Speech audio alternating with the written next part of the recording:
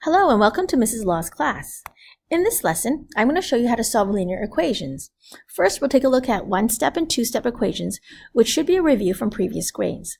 And then we're going to take a look at three-step equations where you're going to have variables on both sides of the equal sign. Now remember, to solve, we are isolating x, which means that we want to get the positive x by itself. Now I'm going to show you how to model this as well. So here's an example where we have x minus 3 equals 5. The model looks like this on this scale. This long tile is our x tile. All the shaded ones are positive, so I'll write that down in case you've forgotten. So these are all positive, and I'll put a positive symbol inside. If they are white, they are going to be negative. So these three are negative. Now remember that you always want to keep the scale balanced or equal. So whatever you do to one side, you must do the same thing to the other side. So let's take a look at how to solve these equations. So I've rewritten this out down here without the scale with the model. So we want to figure out what the 1x tile is, this long gray one. So to do that, we need to create 0 pairs.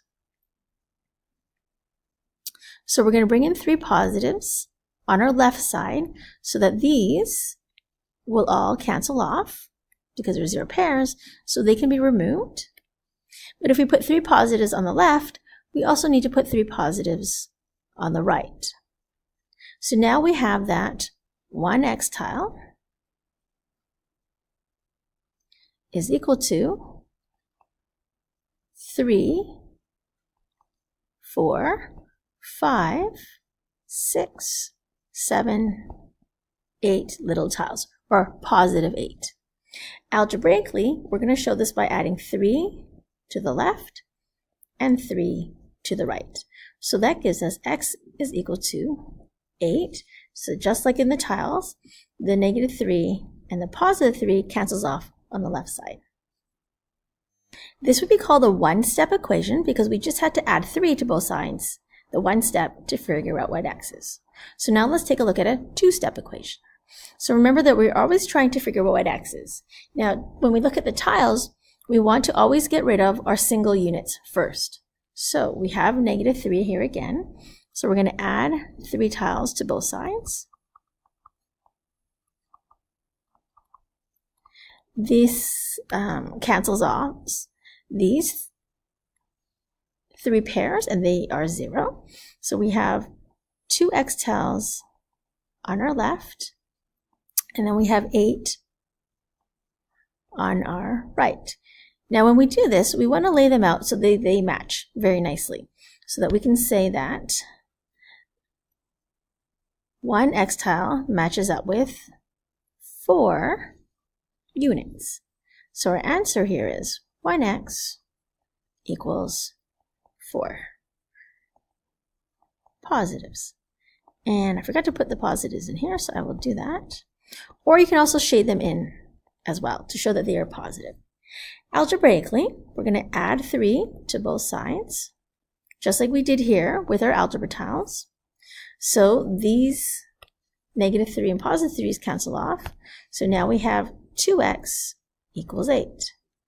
And then what we're doing here, as we split them up and grouping them so that they line up, we're going to divide both sides by 2. And the reason that we do that is so that the 2's can cancel off. And now we have x is equal to 4. And just like we have here with the algebra tiles.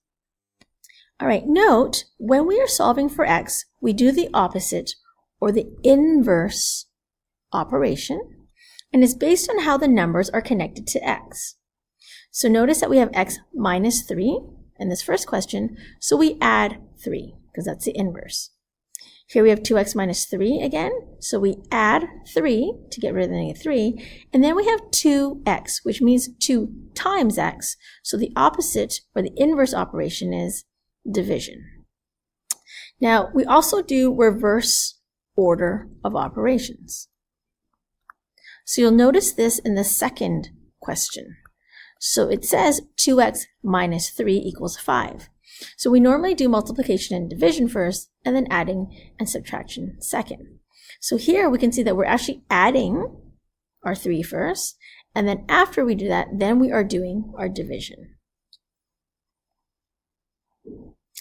So after solving the equation, remember to always substitute your solution back into the variable of the original, very important that it's the original equation, to check to see if your solution is correct. Let's take a look at how to do this from example 1.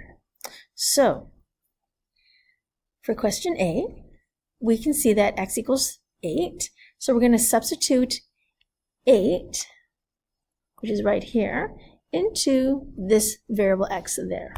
Okay, so what we have is 8, and the rest of the equation is minus 3 equals 5. And yes, indeed, 5 does equal 5, so that's great. So that means x was equal to 8. Let's check our second equation. So this time x is equal to 4. And we're going to substitute x is 4 into 4 right there, into that x. So we have 2 times 4. We're going to show the substitution with brackets. Minus 3 equals 5. So 2 times 4 is 8. Minus 3 equals 5. And yes, again, 5 does equal 5. So great. That means x does equal 4, and our solution is correct. Let's do a few more examples so you can see the inverse operations at work. So determine the solution of these equations here. Excuse me. So here we have x plus 7, so the inverse operation would be minus. So we subtract 7 from both sides, and then we have x is equal to negative 5. And then you can do a quick check. So we take x is negative 5 plus 7 equals 2, and yes, 2 equals 2, and this one does work. Second question, we have 5 times j. So the opposite of times is divide. So we're going to divide both sides by the number in front of the variable. And then the 5's will cross off. Oops. And so j is equal to negative 35 divided by 5, which is negative 7. And then you can do the check here too. We go 5 times negative 7 equals negative 35. And negative 35 does equal negative 35. All right, the last one here, we have the variable on the right side, but we can still treat this equation the same. So you have 2 times m plus 3. So the inverse operation we're going to add first, it's being added, so we're going to subtract first. So we're going to subtract 3 from both sides. This will give us negative 20 equals to 2 times m. Now it's 2 times m, so now we're going to divide by 2, which is the coefficient. So the 2's can cross off. So now m equals negative 10, or I actually like to write the variable first, so m equals negative 10. And we can do a quick check here as well. So we have negative 17 equals 2 times negative 10 plus 3. So negative 17 equals negative 20 plus 3, and negative 17 equals negative 17. So fantastic. All of these did work, and these ones are our solution. Next, let's take a look at equations that contain a fraction. Now, if the variable is in the numerator, these are the easier type of questions, because all we need to do is multiply both sides by the denominator of the fraction to make the denominator disappear. So let me show you how to do that. So here we have x divided by 9 equals 12. So since it's division divided by 9, we're going to do the opposite, or the inverse operation, which is do times by 9 on both sides. So we're going to times 9 on the left, times 9 on the right. The 9's will cross off, so x equals 12 times 9, which is 108. Let's take a look at another one. So we have y divided by 3. So we're going to times 3 on both sides. This means that the 3's will cancel on the left. And y equals, now we have negative 4 times 3. And think of this as negative 3 over 1. But we can also reduce. So I'm going to reduce my 3 to 1 and my 15 to 3. So now I have y equals negative 4/3. Or sorry, not 4/3. My mistake. This should be 5, and this should be negative 4/5. what happens if the variable is in the denominator? Well, when it's in the denominator, we're going to multiply both sides by the denominator again. And the purpose this time is to move the variable to the numerator. So let me show you in this last example. So our denominator here is 4x. So that means our variable is in the denominator. We're going to multiply both sides by 4x so that the 4x will cancel off with the 4x in the denominator. So now we have 5 equals 6 times 4x, which is 24x. But now we don't have any of our fractions. And so we have 24 times x. The inverse operation is to divide. So we divide both sides by 24. So now 24s will cross off. So now x equals 5 divided by 24. The last thing I want to show you is how to solve equations where there are variables on both sides. So when there are multiple terms on both sides of the equal sign, we want to combine all the like terms on each side independently, and then we're going to move the terms so that the terms with variables are on one side of the equal sign, and the constants are on the other side. All right, let me show you this with algebra tiles first. So here we have a mix of variables and units on both sides. So first, let's move everything to, or all my variables to my left side. So I have a negative here. I'm going to add a positive x tile to the left and to the right so that these will form my zero pair and these will disappear. So now I have 3 x tiles on my left side. Okay, and I still have 1, 2, 3, 4 equaling to 1, 2, 3, 4, 5 positives.